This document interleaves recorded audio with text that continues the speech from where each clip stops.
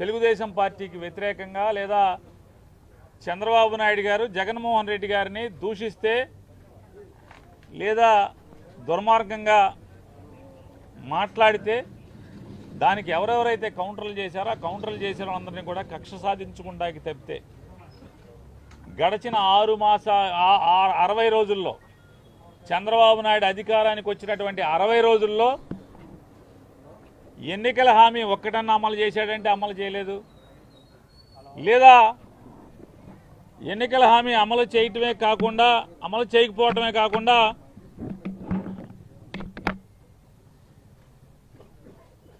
ఓ మంచి కార్యక్రమం ఏమన్నా చేశారా అంటే ఈ రాష్ట్రాన్ని ఉద్ధరించేదానికి ఒక్కటి చేయకపోగా అన్నీ ఎఫ్ఐఆర్లు కడతాం, తప్పుడు కేసులు కడతాం, దొంగ కేసులు కడతాం.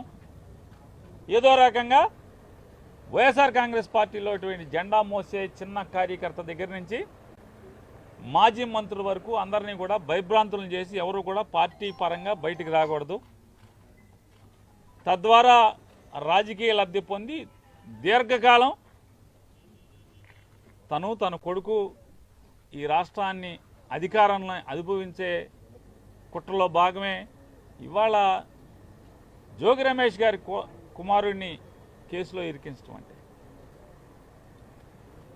ఏం తప్పు జరిగిందని చెప్పని అగ్రిగోల్డ్ ఆస్తులు ఏ ఆస్తులు ఉన్నాయో అవన్నీ కూడా జీవోలు ఇవ్వడం జరిగింది. ఆ జీవోల్లో ఇచ్చినటువంటి ఆస్తి నువ్వు ప్రభుత్వంలో ఉన్నావు, ఆస్తులు ఎక్కడైతే సర్వే నెంబర్లు ఉన్నాయో ఆ సర్వే నెంబర్ ఉన్నటువంటి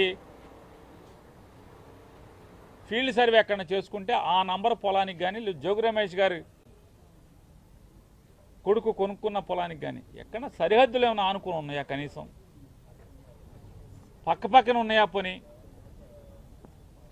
కనీసం ఆస్తులు ఆనుకుని సరిహద్దుల్లో కూడా ఎక్కడ లేకుండా పోనీ జోగి రమేష్ గారు ఏమైనా తప్పు చేశాడా అంటే జోగి రమేష్ గారు 2022లో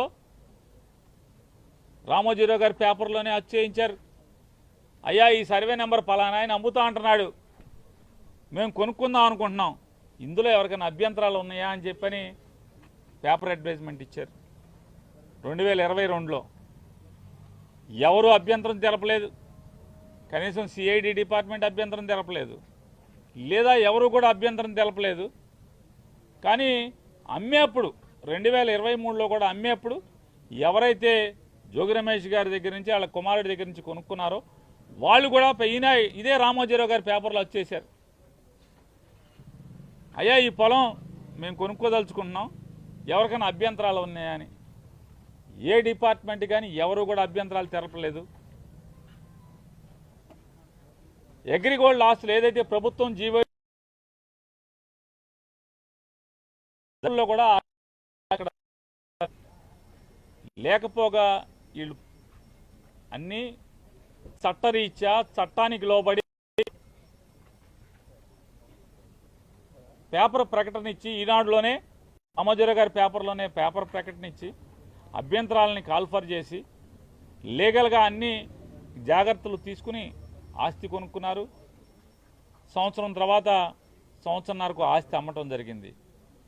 ఇవాళ అంటే 2వ తారీఖున ఈనాడు పేపర్లో వార్తలు రాయిస్తారు, ఆగస్టు 2వ తారీఖున సిఐడిలో ఎఫ్ఐఆర్ కడతారు 11 మంది మీద ఎంతమంది మీద. ఆ ఎఫ్ఐఆర్ కాపీని ఏసీబీ ఆఫీస్కి అదే రోజు కాగితం తీసుకొచ్చి ఇస్తారు. వీళ్ళు ఎఫ్ఐఆర్ని ఆ ఎఫ్ఐఆర్ నుంచి చదువుకుని వీళ్ళు ఒక ఎఫ్ఐఆర్ కడతారు 2వ తారీఖున. కట్టి వాళ్ళ తెల్లవారుజామున 4:30కి జోగి రమేష్ గారి ఇంటికి వెళ్ళి వాళ్ళని అక్రమంగా అరెస్ట్ చేస్తారు. కేసు అక్రమంగా కడతారు, అరెస్టులు అక్రమంగా చేస్తారు.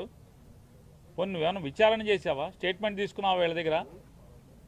ఇంత పద్ధతిగా అంటే లీగాలిటీ ఎక్కడా మిస్ అవ్వకుండా, లీగల్ ప్రొసీజర్ ఎక్కడా మిస్ అవ్వకుండా చట్టరీత్యా లేదా మనీ ట్రాన్స్ఫర్ చేసి కొన్ని ఏమన్నా డబ్బులు అకౌంట్ ట్రాన్స్ఫర్ చేయకుండా కొన్నారా, డబ్బులు ఇచ్చేప్పుడు కానీ, లేదా పేపర్ అడ్వర్టైజ్మెంట్ ఇవ్వకుండా కొన్నారా, పోనీ ఆనుకుని పోనీ ఏమన్నా నంబర్లు మార్చేసారంటకి చంద్రబాబు నాయుడు ప్రభుత్వం ఇచ్చినటువంటి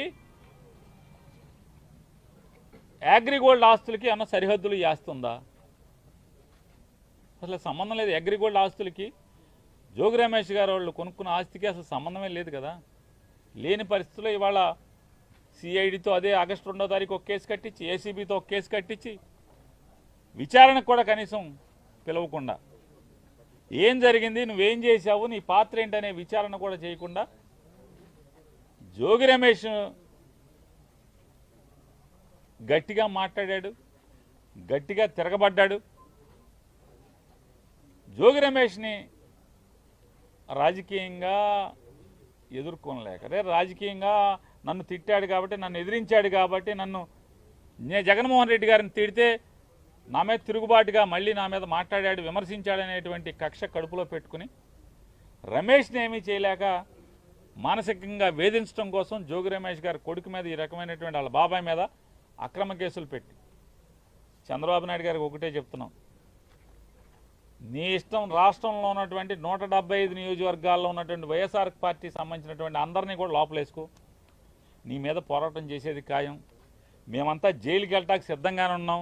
నీ తప్పుడు కేసుల్లో, అక్రమ అరెస్టులో ప్రతి ఒక్కళ్ళం కూడా వైఎస్ఆర్ కాంగ్రెస్ పార్టీ జెండా మోసే ప్రతి చిన్న కార్యకర్త దగ్గర నుంచి కూడా జగన్మోహన్ రెడ్డి గారి దాకా అంతా సిద్ధంగా ఉన్నాం. నీ చేతనైంది నువ్వు చేసుకో. అయినా సరే తెలుగుదేశం పార్టీ చేసేటువంటి తప్పుల మీద, ప్రజలకి మోసం చేసే దాంట్లో పోరాటం చేయకుండా ఉండడం మొదలం, నిన్ను నిలదీయకుండా ఉండడం మొదలం అనేది కూడా చంద్రబాబు నాయుడు గారికి ఈ సందర్భంగా అంతిమంగా న్యాయం చేస్తుంది. జగన్మోహన్ రెడ్డి గారిని దగ్గర నుంచి వాళ్ళ జోగి రమేష్ గారి కుటుంబాన్ని నువ్వు ఎవరిని వేధించదలుచుకున్నా మేము న్యాయ పోరాటం చేస్తాం, ధర్మ పోరాటం చేస్తాం. ఖచ్చితంగా నీ మీద తిరుగుబాటు చేసి, రాజకీయ పోరాటం కూడా చేసి, అన్నింటిని కూడా ఎదుర్కొని ఖచ్చితంగా 2029కి మీ ప్రభుత్వాన్ని పడదయటానికి కావాల్సినటువంటి ప్రతి పోరాటాన్ని చేస్తాం.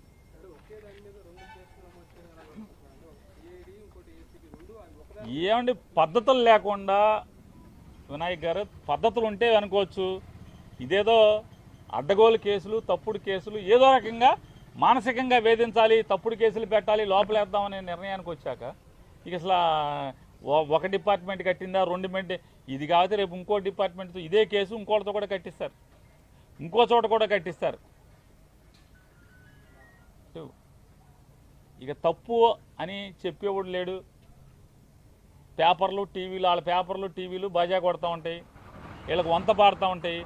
ఇది కరెక్ట్ కేసు అంటారు. మామూలుగా ఇంతమందిని పొలం అమ్మిన వాళ్ళు ముద్దాయిగా లేరు.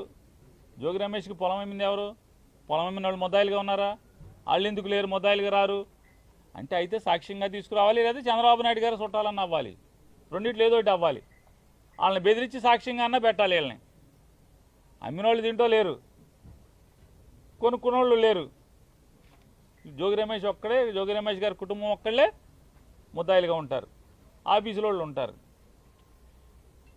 అంతిమంగా అరెస్టులు చేసి అక్రమంగా తప్పుడు కేసులు కట్టి మీ మానసిక ఆనందం పొందుతారేమో, కానీ అల్టిమేట్గా కోర్టులు ఉన్నాయి. ఖచ్చితంగా కోర్టుల్లో ఫైట్ చేయటం, న్యాయంగా మేము న్యాయాన్ని ఆశ్రయించి, న్యాయస్థానాలను ఆశ్రయించి గెలవటం ఖాయం.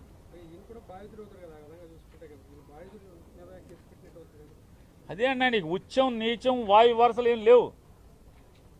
ఇక జోగి వరుస లిస్టు రాసుకున్నారు. రెడ్ బుక్ రాజ్యాంగం, రెడ్ బుక్లో ఎవడెవడున్నాడు ఆయన్ని మానసికంగా వేధించాలి, కేసులు కట్టి లోపేయాలి, సునకానందం పొందాలి. దీనికి వస్తుంది తప్ప ఏముంది? బాధితులు అవుతాడు. మీరు చెప్పినట్టు జోగి రమేష్ కుటుంబం బాధిత కుటుంబం అవ్వాలి, కానీ వీళ్ళనే నేరాంగం చేసినట్టుగా ముద్దాయిలు చేశారు. సిఐడిలో కేసు కట్టారు, ఇక్కడ కేసు కట్టారు, 2 కేసులు, ఒకే సంఘటనకు 2 కేసులు కట్టారు. ఏం చేసినా సరే నీ మానసిక ఆనందం తాత్కాలికం, వెనక్కి తగ్గేది లేదు. తెలుగుదేశం పార్టీ మీద, కూటమి ప్రభుత్వం మీద, జనాలను చేసే మోసాల మీద, వాళ్ళ కూటమి ప్రభుత్వం ప్రజల్ని వంచే దాంట్లో కానీ, ప్రజా వ్యతిరేక పరిపాలన చేసే దాంట్లో నిలదీయటం, పోరాటం చేయటం జోగి రమేష్ ఆగడు, జోగి రమేష్ గారు కొడుకు ఆగడు, ఎవరు ఆగరు.